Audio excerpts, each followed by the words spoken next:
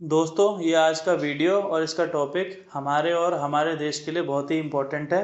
तो मैं आपसे रिक्वेस्ट करूँगा कि कृपया इसे बिना स्किप किए वीडियो को पूरा देखें और पूरा सुनें। हाय फ्रेंड्स, मैं हूँ आकाश मिश्रा और आप देख रहे हैं मोटिफैक्ट्स फ्यूज़न।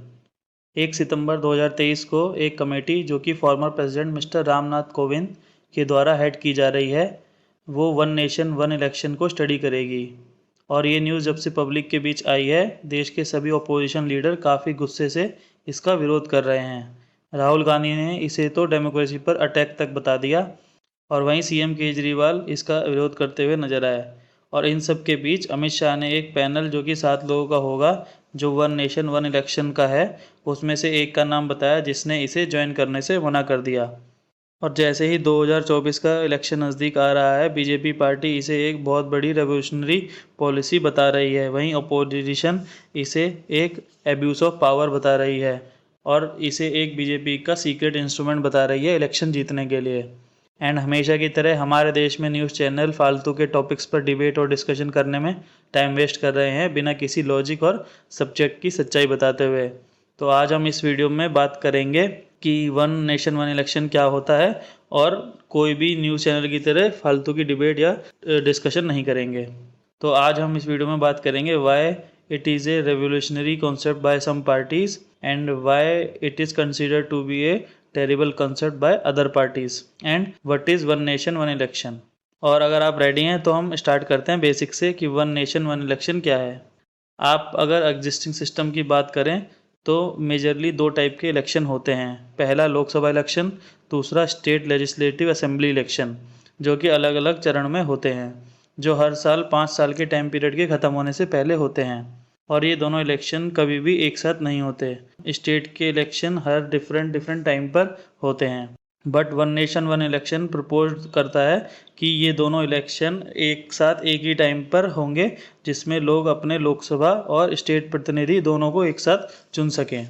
जिसका मतलब है कि लोकसभा इलेक्शन और बाकी सभी स्टेट के इलेक्शन को एक साथ एक ही टाइम पर करवाना। ये वैसे भी नया कंसेप्ट बिल्कुल नहीं है, ये पहले भी कॉन्स्टिट्यूशन बन जाने के बाद 1951, 52 में हुआ और इसके बाद 3 साल कंटिन्यू हुआ 1957, फिर 1962, 1967 में।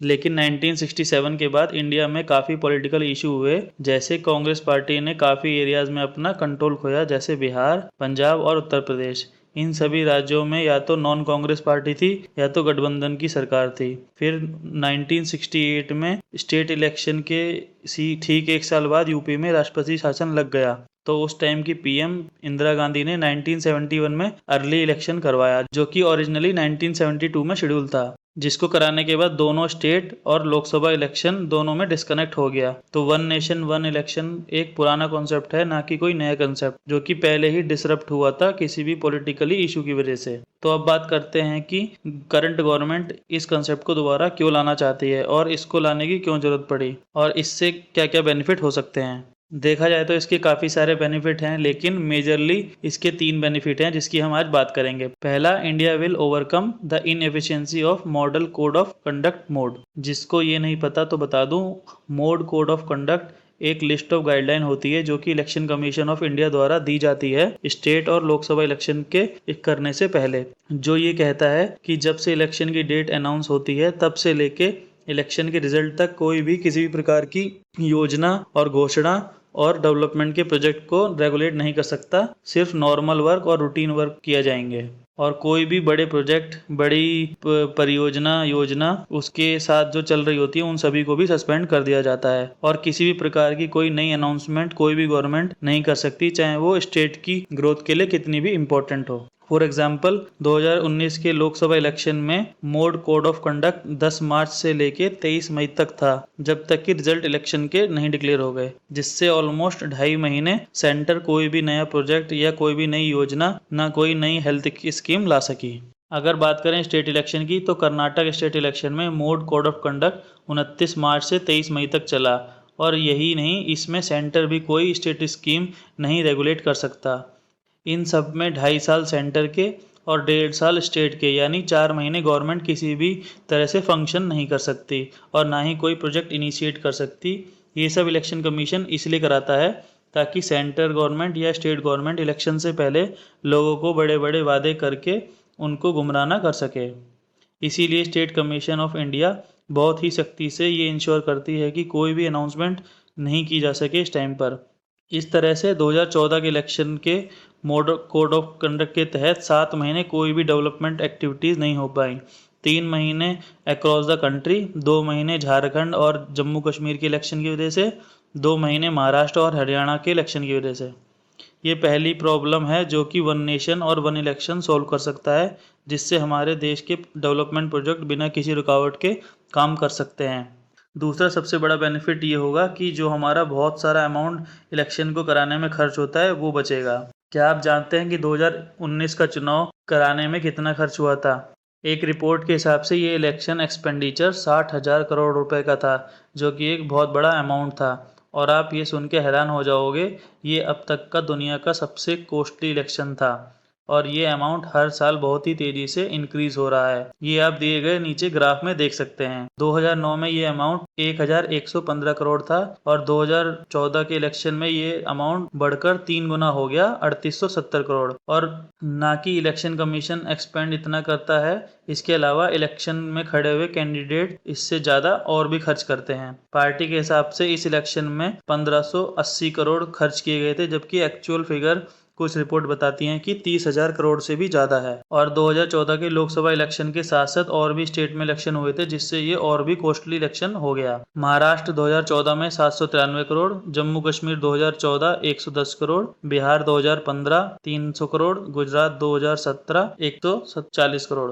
गुजरात 2017 240 करोड़। और इन सबको अगर जोड़ दिया जाए तो टोटल 3870 करोड़ हो जाते हैं। तो इसके हिसाब से 2014 से 2017 में सिर्फ इलेक्शन में करने किए गए खर्च 3870 करोड़ रुपए हैं और इसके कैंडिडेट का खर्च मिला लिया जाए तो 5313 करोड़ है। इन सब के अलावा और बाकी स्टेट के इलेक्शन का खर्च भी अगर एक साथ जोड़ दिया जाए तो ये अमाउंट बहुत ज़्यादा कॉस्टली हो जाता है। और दिए गए रिपोर्ट के हिसाब से अगर ये सारे इलेक्शन एक साथ एक ही टाइम पे करवा दिए जाएं तो इसकी कॉस्ट ओनली 4500 करोड़ रुपए होती है, जिसका मतलब कि हम 2000 करोड़ रुपए बचा सकते हैं। और इन सब के बाद और भी कई खर्चे किए जाते हैं इलेक्शन कंडक्ट कराने के लिए, जैसे कि पोलिंग स्टेशन को स्टैब्लिश करवाना, उनकी सिक्योरिटी अरेंजमेंट कराना, लॉजिस्टिक कॉस्ट जो कि ऑलमोस्ट 2 बार होती है, ये पहला जनरल इलेक्शन में, दूसरा स्टेट इलेक्शन में। और ये सब पोलिंग मशीन को एक बार जनरल इलेक्शन के लिए असेंबल किया जाता है और एक बार स्टेट इलेक्शन के लिए असेंबल किया जाता है। तो सीधा सीधा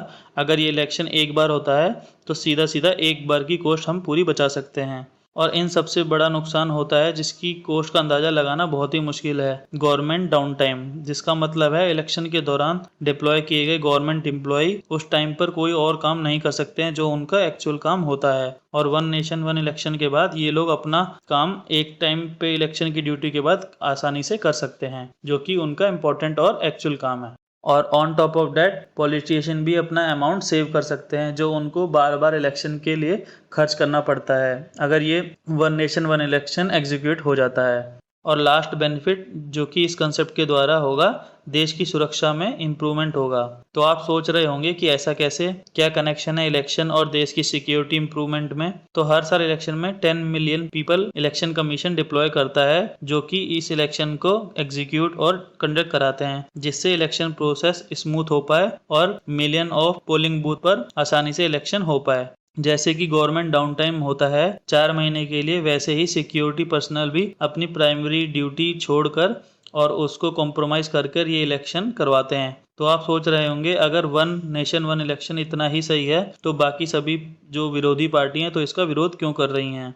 इसे खाली एक प्रोपेगेंडा तो नहीं या कोई और भी पहलू है? तो कुछ स्टडी कहती हैं कि after one nation one election there are more possibility that कि बड़ी बड़ी पार्टी ही जीते हैं। ये सुनने में थोड़ा अजीब है, तो हम कुछ फैक्ट चेक करते हैं और ये पता चलता है कि अगर एक साथ इलेक्शन होते हैं तो 77% चांस है कि बड़ी बड़ी पार्टी ही जीतें। और इन इलेक्शन में 6 महीने का गैप कर दिया जाए तो ये परसेंटेज घटकर 61% हो जाता है।